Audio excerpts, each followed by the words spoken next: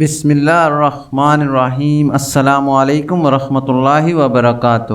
ناظرین، آپ دیکھ رہے ہیں KSA کرنٹ ایونٹس محمد قریشی کے ساتھ۔ ناظرین، سعودی عرب میں اپنے نام پر کاروبار کی اجازت دینے پر سعودی اور بنگلہ دیشی کو سزا۔ ناظرین، معروف ذرائع کے مطابق سعودی کے نام پر غیر ملکی کو کاروبار کی اجازت دینے کے جرم میں وزارت تجارت نے ایک شہری اور ایک بنگلہ دیشی کارکن کے خلاف عدالتی کارروائی کی ہے۔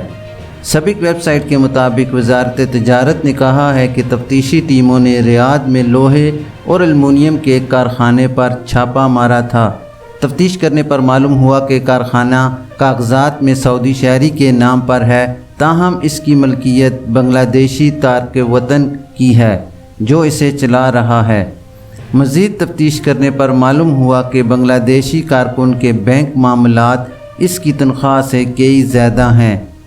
سعودی کے نام پر غیر ملکی کے کاروبار کے جرم میں موقع پر موجود تمام افراد کو گرفتار کر لیا گیا۔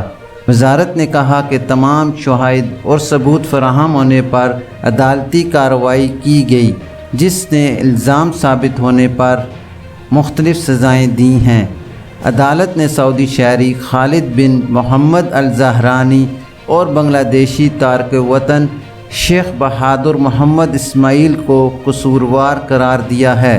عدالت نے کارخانہ بند، لائسنس منسوخ اور شہری کو آئندہ کاروبار نہ کرنے کا فیصلہ سناتے ہوئے 70,000 ریال کا جرمانہ عائد کیا ہے۔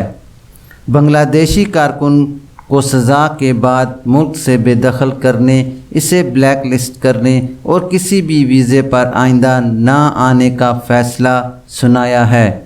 وزارت نے کہا ہے کہ سعودی شہریوں کے نام پر غیر ملکیوں کا کاروبار جرم ہے، جس پر 5 سال تک قید اور 50 لاکھ ریال تک جرمانہ ہو سکتا ہے۔ ناظرین، مزید معلوماتی اور اہم خبروں کو دیکھنے کے لیے ہمارے چینل کو لائک، سبسکرائب اور شیئر کریں۔ اپنا خیال رکھیے اور دوسروں کا بھی۔ اللہ حافظ۔